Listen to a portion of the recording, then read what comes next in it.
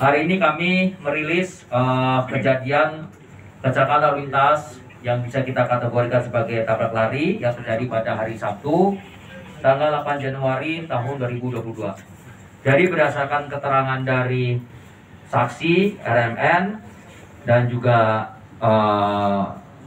dari tersangka dari RMN maupun dari CH, bahwa yang bersangkutan ini pada saat hari Sabtu 8 Januari 2022 mereka bertemu ya, dan salah satunya RMN ini ditelepon oleh saudari LS untuk bertemu. Namun pada saat saudara RMN mau ke Indramayu, ternyata saudara LS ini tidak bisa dihubungi.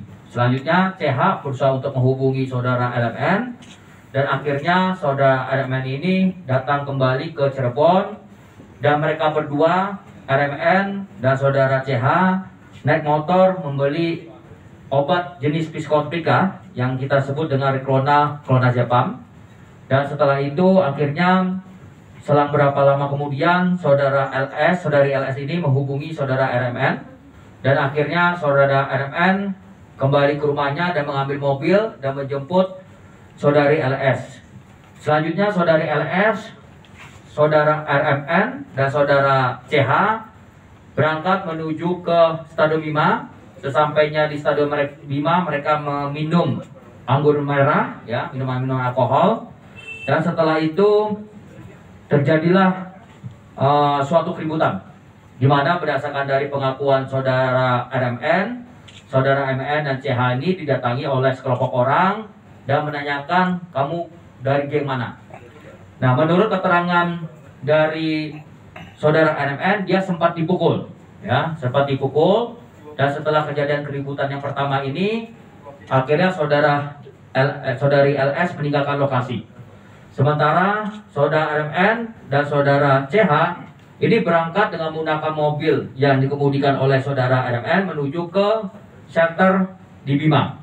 Nah, di situ dengan mengancam ya kepada salah satu tukang parkir dengan menggunakan obeng, dia menanyakan siapa yang mukul yang bersangkutan. Nah, setelah itu menurut keterangan dari saudara RMN, ada warga di sekitar situ yang melakukan pemukulan terhadap saudara RMN, dan akhirnya RMN menjadi takut, dan untuk menghindar dari keributan tersebut ia melarikan diri dan CH tertinggal. Dan akhirnya saudara RMN dalam keadaan telah meminum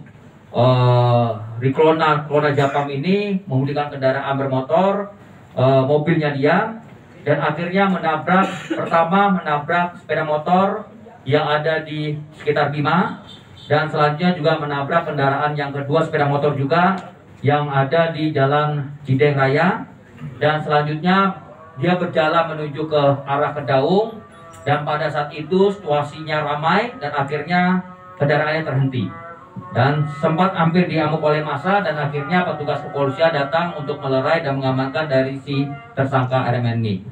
Kami sudah melakukan pemeriksaan dan kami juga sudah melakukan tes urin kepada saudara RMN dan CH, dan keduanya dinyatakan positif menggunakan psikotropika jenis clonazepam.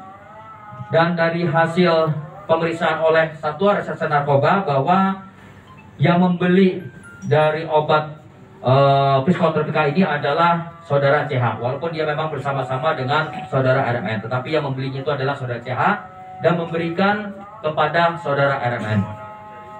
Dari kejadian tersebut kami sudah memeriksa beberapa saksi-saksi ya, termasuk saksi korban ya, termasuk beberapa orang saksi, dan kita juga akan memeriksa saudari LS ini karena kita juga baru mendapatkan informasi setelah kita lakukan pemeriksaan terhadap saudara RMN dan CH.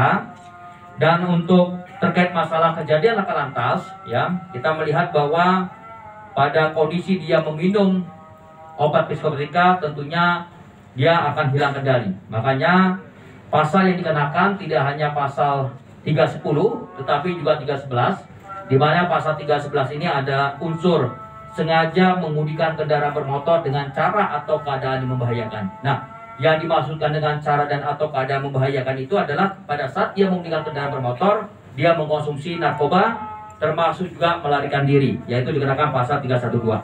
Ancamannya terhadap saudara RMN terhadap peristiwa kecelakaan lalu lintasnya itu dia diancam dengan ancaman pidana penjara paling lama 4 tahun atau denda sebanyak-banyaknya 78 juta rupiah.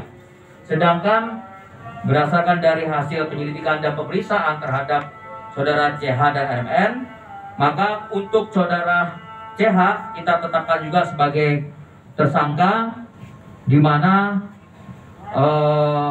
yang bersangkutan telah terbukti membawa atau memiliki psikotropika. Makanya nanti dikenakan pasal 62 Undang-Undang Nomor 5 Tahun 1997 dengan pidana penjara paling lama 5 tahun dan denda paling banyak 100 juta rupiah.